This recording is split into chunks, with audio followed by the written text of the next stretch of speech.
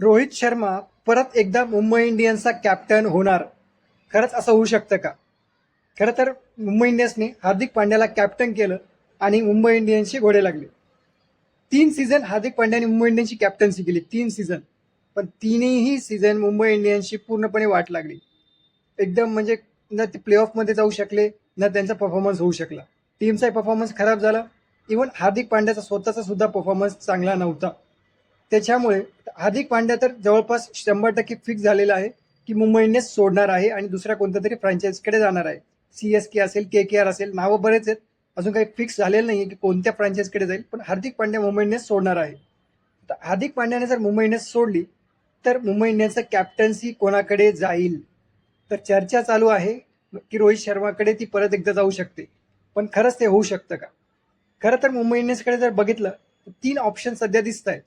ते म्हणजे रोहित शर्मा, सूर्यकुमार यादव आणि तिलक वर्मा. आता रोहित शर्माकडे ती खरंच जाऊ शकते का? तसं जर बघितलं तर 2028 मध्ये सांगितलं जातं की मेगा ऑप्शन होईल. आता 2028 मध्ये मेगा ऑप्शन होईल म्हणजे त्याच्या आधी त्यांच्याकडे एक सीझन आहे 2027चा. जर ते टेम्पररी कॅप्टन करण्याला बघत असतील, टेम्पररी म्हणजे फ्युचरचा विचार करत नसतील, तर मग रोहित शर्माचा कदाचित विचार होऊ शकतो, रोहित शर्माकडे ते जाऊ शकतं. पण मग रोहित शर्मा त्यासाठी तयार होईल का?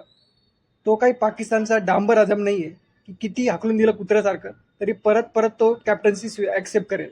रोहित शर्माचा चान्सेस वाटत नाहीये की जरी मुंबई इंडियन्सने दिलं टेम्पररी एका सीझनसाठी, तरी रोहित शर्मा कॅप्टन्सी स्वतःहून घेईल.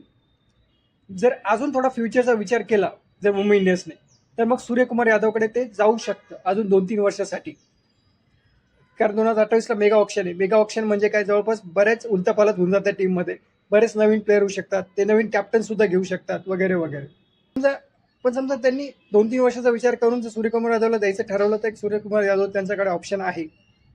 पण जर खूपच पुढचा विचार केला फ्युचरचा, नाही अजून 5 वर्ष किंवा अजून 4-5 वर्षासाठी समजा, तर मग तिलक वर्माचा एक अजून ऑप्शन आहे. तर म्हणजे रोहित शर्मा, सूर्यकुमार यादव आणि तिलक वर्मा हे 3 ऑप्शन सध्या तरी दिसत आहेत.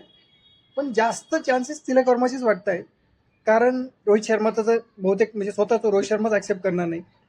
सूर्यकुमार यादवकडे ते जातील असं वाटत नाही, कारण ते आधीच गेले असते, त्यांनी हार्दिक पांड्याला आणलं नसतं. आता राहिलं तिलक वर्मा. तर तिलक वर्माला ते एखाद्या वेळेस करू शकतात.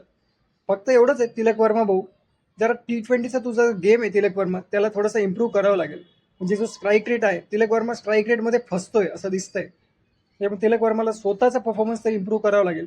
कॅप्टन्सी त्याला आपोआपच भेटून जाईल.